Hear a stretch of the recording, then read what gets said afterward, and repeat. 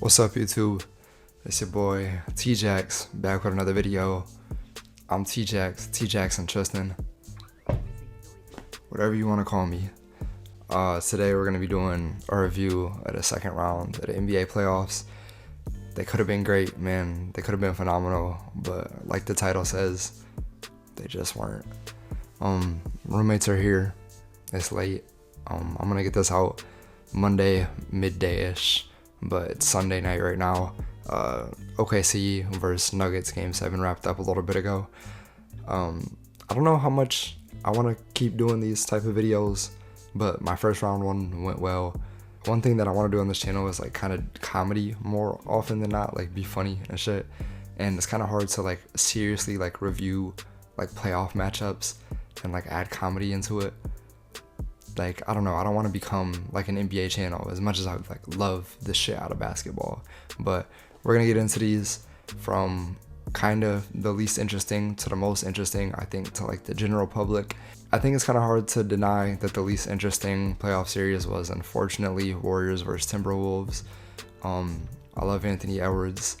That nigga the second coming to MJ. And then having him play Curry, who you can barely see the poster, but Curry is my all-time favorite player. Try to model my game in real life after him. Love that light-skinned dude shooting balls and shit. I fuck with it. And seeing him go up against Ant, who's probably going to be my next favorite player when the old heads, KD, Bron, Curry all retire. That shit should have been a good series. Unfortunately, game 1, after like 10, 11, 13 minutes, something like that, Curry pulls his hamstring out the rest of the series. Wolves win in 5. Like, I'm sorry, I don't really have much more to say about this series. Julius Randle has been a motherfucker since he came back from injury, kind of past All-Star break. The Wolves have been like a top 5 team in the NBA since the new year, the calendar year has came around. Man, I mean, there was no way that the Warriors were going to win the series without Curry, and they didn't. I don't know what else to say. Kind of outlook for the Warriors, I think there is not really another choice but to run it back next year. There is potential of them putting like a trade together this summer of like Moses Moody, Buddy Hield, like Butler, maybe Draymond or something like that. Not Butler and Draymond, but like one of the other for Giannis. I don't really think that's going to happen. I think we're just going to run it back one more year, see how regular season Butler at 36 looks, and how number 1 playoff option at 38 years old Curry looks next year. With the Thunder only getting better, with a lot of teams in the West getting better, like the Rockets, and then a lot of teams who weren't good now going to be in playoff contention, like the Spurs and shit like that, and the Mavs with Cooper Flag. I just really don't see the Warriors winning another championship with Curry. I really hope it happens. Like, I would love if that shit happened. Like, are you kidding me? But I just don't think it's going to happen. I think there's no more championships coming Curry's way. I actually did think there was genuinely a chance this year. But with the hamstring pull and just, I don't know who's going to step up on this team. On the Wolves side, good for them. They're a good team. Fun to see them in the conference finals. Fun to see Ant there again for the second year in a row. Let's hope he's not gassed like last year against the Mavs. And I think that this next series could be really good. Now we're going to move on to the 2 East series. I think they're kind of interchangeable. So I'm just going to start with the Pacers because why not? They ended first. I thought this series going into it was going to go 6. And I had Cavs winning in 6. Oh boy. Was I wrong about that? Halliburton got called the most overrated player in the NBA right before he went on a tear. He just pulled his dick out, smacked it up against everybody who said he was overrated. Just proved he had the meatiest cock in the land, apparently. And yeah, the Pacers move on in 5. The Cavs sustained some injuries, but I mean, they had their chances to win games. I don't want to chalk everything up to injury, but I do think that this was a series that would have, at the very least, if the Cavs didn't win, it would have went 6 or 7 games if Garland, Mobley, and Hunter had played every game completely healthy, and Mitchell, because Mitchell got hurt before the last game. But yeah, you can't discredit the Pacers just because of injury. I mean, they played their ass off. They're shooting almost 50, 40, 90 in the postseason, which is, I mean, almost 50, 40 in the postseason. Their free throw percentage isn't like 90, but they're just fucking nuts. The pace and space offense that they have, led by a sharpshooting, dominant, like, ball presence, like, handler at the point with Halliburton, with a pace and space defending big man and Miles Turner, and then everyone in between, from Nembhard to Siakam to Mathurin, just coming in and giving good minutes. Even TJ McConnell, shit like that. They come in, they hit their shots, they score when the opportunity is there, and then they hustle and defend their ass off. When they're playing like an AAU team, like in the NBA. Like, you go to any like AAU circuit, like in America right now, and I guarantee you that the teams who are dominating are teams where there's a couple star players who play like star players, and everyone else is on the same level. There's no ego. They're all playing their role, hitting shots when they come to them, being aggressive when it's the right time, and at the end of the day, hustling, playing defense as a team. That's the key to success in team basketball. You go to Europe, it's not going to be as star driven, but that's what you're going to see over there, because that wins basketball games. That's how the Pacers play, and I really like the Pacers. I think they're a good team. As for some outlook for the Cavs, what can you do? Can you just run it back? Like yeah. I don't know. I think there's like a couple different directions the Cavs could go in. I think there's one of two options. I think either A, they're gonna run it back, or they're gonna make one move, like trade Jarrett Allen for some pieces, or trade Garland for some pieces. I don't think Mitchell or Mobley are moving. I think they're going to stay right put on the Cavs. So we'll see how the Cavs offseason goes. So it sucks for Cavs fans to be back at the top of the NBA again, just to get eliminated in the second round in 5. But whatever. Moving on to the Knicks Celtics. Barring Tatum's injury that's fucking up the Celtics for an entire year, holy shit, I can't wait to see what they do in the offseason. This was a series that I think shocked everybody. The way that the Knicks stormed back in game 1 and 2 in a row and took it on the Celtics home floor. Some people still had the Celtics winning that series in 6 or 7. After the second game, I was like, oh, Knicks in 5. 6 at the max. I had the Knicks winning that series, no fucking question. I get that the Celtics were the title favorite from last year, pretty much all year again, but I think it's very naive of like the general like NBA public to sit there and watch the Celtics regular season and be like, oh yeah, they're just going to start hitting their shots. Like, no, I get that shooting variance played a part in a lot of the regular season. Some guys just weren't hitting how we know that they can hit. But at the same time, it's just a little ridiculous that in round 1 and 2, everyone just immediately wrote off whoever the Celtics were going to go against if they weren't the Cavaliers or some shit, to just, oh yeah, Celtics dominant team, they're going to fuck them over. Like, no, the Celtics had their flaws, and those flaws got absolutely fucking exposed by Daddy Brunson and the Knicks. Hey, I didn't give him that nickname. Karl Anthony Towns did. Don't fucking talk to me. Oh my god, not you blowing by your man and get into the basket. But nah, I mean, this Knicks team is just a good grinded out team. I thought that Thibodeau did really good like rotations, like getting in like the bench when they needed to, but just kind of mixing up like variations of the starting lineup with just like a bench player or 2 in at a time to kind of hide like the lineup variation and the on-off numbers, how bad they can be when the starters are off the floor. Knicks have a lack of depth, but I mean that doesn't matter in the playoffs if those guys stay healthy. Last year they suffered a bunch of injuries kind of round around, and I think that's why a lot of people were mad at Thibodeau for playing, you know, everyone 58 minutes in a 48-minute game. I didn't even know that was possible, but he does it somehow, and we can see now that that strategy is successful if your best players stay healthy. So praying for the Knicks' health, praying that they're not too worn down from playing a shit ton, but fuck it, they fucked over the Celtics.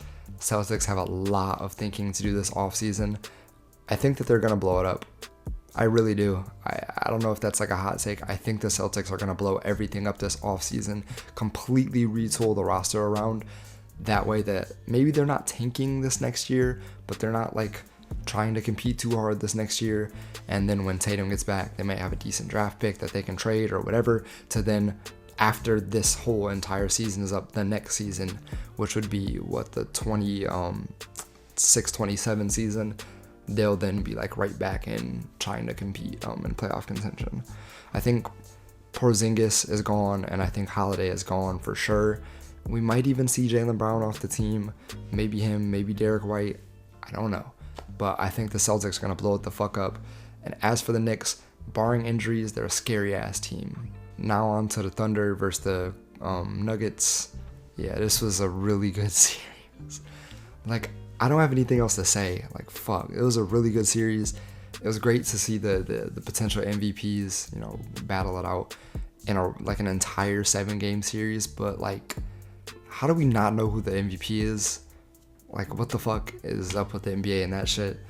Can we just know who the MVP is? Is it that hard? Do y'all not know? Like, are we not voting yet? Like, what the fuck are we doing? It really seemed like whoever won this series might be the one that ends up winning MVP. So, if I'm a betting man, I'm betting on Shea to win the MVP now that the Thunder have moved on. It was a grueling 7-game series. After game 1, I think a lot of people's eyes were open to like, yeah, the Nuggets still got that championship DNA. Like, they can do this shit again. And then game 2, the Thunder just showed exactly what the fuck the Thunder can do. They can overwhelm you on defense. Everyone can get out and run. And if you are turning the ball over and aren't hitting your shots and slowing them down in the half court, they're just going to run the score up on you. And then you'll never come back because they're too good of a defensive team to just let you go on a crazy ass run. And so game 2 kind of swung the momentum back in their favor. Games 3 and 4, it would have been really bad if the Thunder went down 3-1 going back home. They didn't. They traded 1-1 in Denver. Game 5, Thunder come out. Close ass game right until the very end. Thunder are able to pull it away in a close game after everyone was saying that what the Nuggets had over them was late game execution. They pulled it out somehow. SGA played a great game. Jokic played a great game that game, and they still ended up losing.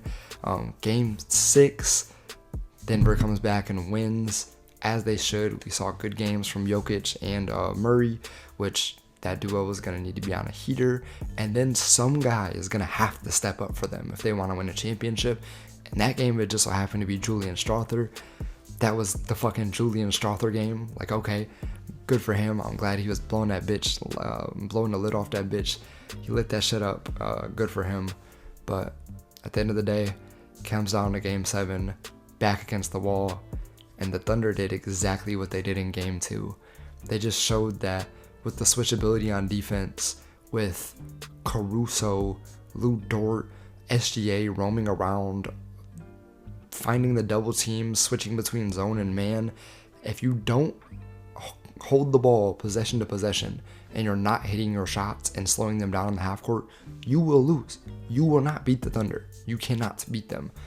And the Nuggets didn't beat them. Shout out Christian Brown. He looked like the only one who was really out there trying today. We got a very interesting series out of Russ. We got a very interesting series out of Jokic too. His numbers still look like Jokic numbers, but he definitely got held down by the Thunder defense and the switchability of iHeart, and then the switchability of Caruso, and then iHeart was definitely bruising him up when he was on him.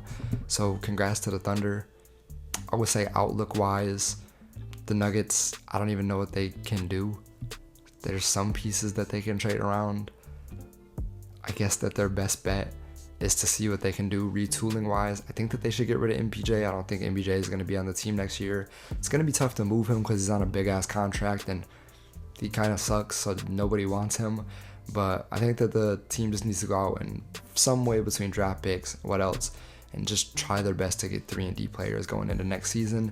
You have the best player in the world, so sky's the limit, kind of. I think we just have to hope that Jokic is in for another MVP type season, which I'm sure he is. We just have to hope that Murray is going to step up. I don't know. We just have to hope that Russ doesn't decline too much this offseason.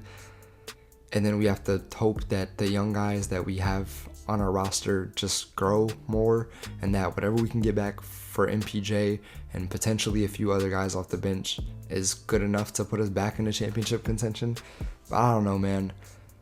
I don't know if this version of the team with Murray and Jokic is a championship contender again. It might be over for them after this season. As for the Thunder, I mean, fuck, they're the favorite. They're the favorite, which is exactly why, spoiler alert, I don't have them winning a single round from here on out. Let's go to predictions. Now, these are going to be some very quick predictions for the next round. Very quick. And I'm going to be honest, this isn't based off what I actually think is going to happen. This is kind of based off what I want to happen. Huge Ant fan. I don't really give a shit about the Thunder, so I want the Wolves to win, but I want it to be a fun series. I have Timberwolves in 6. I think there's a chance that Chet and J-Dub just don't have a good enough series offensively to combat the shooting of the Timberwolves, and then when Ant gets on his shit, he can control a really good offense, and I think there's a chance that he's just wills it past this Thunder defense and they're not able to kind of bog him down in a way that they want to where along with him going off, along with Julius Randle just being a grown-ass man, they can pull the series out in 6 or 7. I got them winning in 6. As for the East, I mean, this is going to be a fucking phenomenal series. I would be really sad if this series didn't go like 7 games. 6 at the lowest. If the Pacers or the Knicks win in 4 or 5, that would just be like such a disappointment. Whichever team wins, like, this is like a long time coming for both teams. I mean, the Pacers were here in like 2014, I think, with Paul George, but the Knicks haven't been to the conference finals in decades. And then not to mention the Pacers and like the Knicks have previous history. So we're in for, barring injuries, hopefully there's no injuries, we're in for some absolute fucking cinema with that series. And I personally, I think I'll have the Knicks in 7 in that series. I'll take Knicks in 7 just cause why not? I think it'd be fun to have a Wolves-Knicks finals.